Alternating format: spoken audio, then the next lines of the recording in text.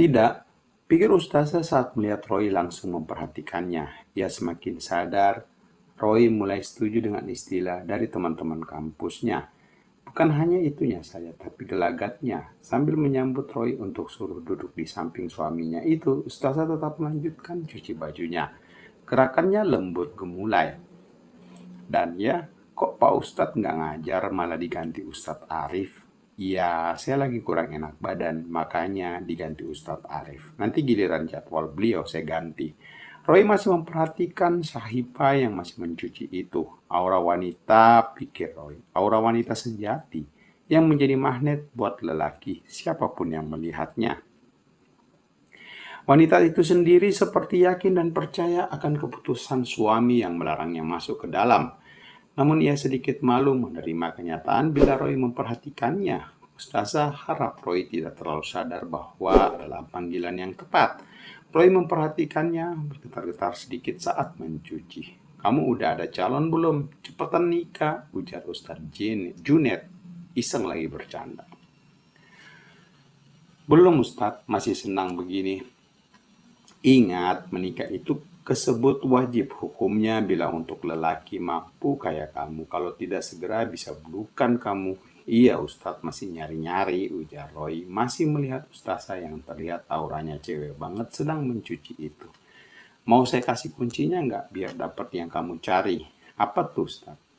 Karena aura wanita sejati akan menerima bila didekati lelaki yang sejati. Ujar Junet lagi. Entah kenapa, ucapan Junet itu terdengar seperti tantangan saat Roy melihat istrinya yang sedang mencuci memakai kaos itu. Melihat lembut telapak tangannya, melihat bergetar-getar. Auranya sungguh menunjukkan seperti wanita sejati membuat Roy yang sejatinya tertantang untuk menguasainya. Tak terasa ada yang tiba-tiba hadir. Lelaki ini ingin menjadi yang bisa menguasai wanita sejati itu. Roy menahannya. Junet lagi-lagi melihat istrinya sambil tersenyum dan bilang lewat gerakan mulutnya.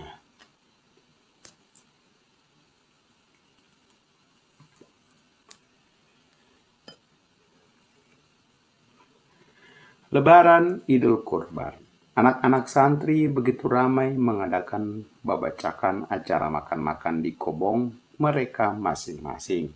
Lebaran kurban memang akan diselenggarakan esok hari, namun suasana pesantren sudah sangat meriah. Sebagian besar dari santri melakukan persiapan untuk bersih-bersih di lapangan luas.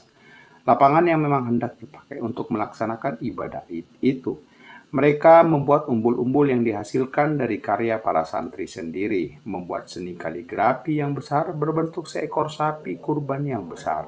Pada dasarnya, kaligrafi itu hanyalah potongan surat tentang proses kurban, namun para santri yang berbakat begitu cerdiknya mengubah potongan surat itu menjadi gambar seperti seekor sapi yang besar lewat karya kaligrafi mereka. Kiai Basri memantau langsung kondisi pesantrennya lewat video call dengan Ustadz Ian. Beliau membawa tablet berukuran besar dan mempertontonkan betapa meriahnya pesantren ini. Kiai mengabarkan sebentar lagi akan melakukan wukuf dan jumrah di sana dan beliau dalam kondisi terbaiknya bersama Nyai Laila di sana. Sudah menjadi tradisi pesantren Salafi dimanapun bahwa budaya memasak nasi liwet memang sudah dari dulu. Awalnya Awabim mewajibkan budaya liwet ini untuk santri-santrinya, di mana santri meski belajar kitab, mereka juga dididik bercocok tanam, membantu kiainya atau membantu rumah kiainya dan melestarikan budaya membuat nasi liwet. Namun setelah pesantren berkembang pesat, budaya itu sempat dihapus selama beberapa tahun. Sampai akhirnya ketika pesantren kembali ke ajaran asal dengan sistem postmodernnya, budaya liwet itu kembali. Para santri sangat senang bekerja di luar jam belajar mereka sambil mengadakan acara babacakan itu.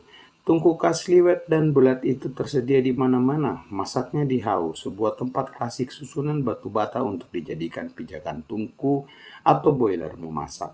Agak gila memang kadang sifat gabrukan para santri ini. Banyak sendal jepit santri yang terkumpul di masjid akibat korban mencuri dari santri lainnya.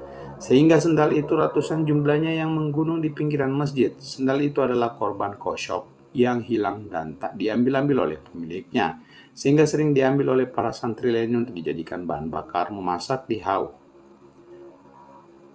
Agak lucu memang kadang pada santri ini persis sistem demokrasi dari santri oleh santri dan khusus untuk santri. Tapi justru inilah kenangan yang amat berkesan buat mereka ketika tua nanti. Memasak liwet dan membacakan ini biasanya diselenggarakan oleh setiap angkatan dan di setiap gubuk balai dekat asramanya masing-masing.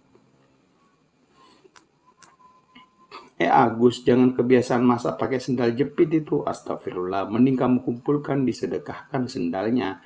Tegur Ustazah Aini ketika melihat salah satu kelompok santri yang memasak liwet dengan sendal itu. Memang sudah menjadi tradisi santri di sini memakai bahan bakar sendal itu karena kebanyakan mereka malas mengambil kayu bakar. Namun bila ada salah satu guru yang melihat, ada saja yang langsung menegur mereka. Iya bunda, ucap Agus salah satu santri itu. Malunya Agus ditertawakan teman-teman lainnya. Kejam ketahuan, bunda ledek temannya. Berisik lu micin, hei sudah sana ambil kayu bakar, jangan pakai sendal itu kebiasaan, omel Ustazah. Iya bunda, jawab mereka kompak.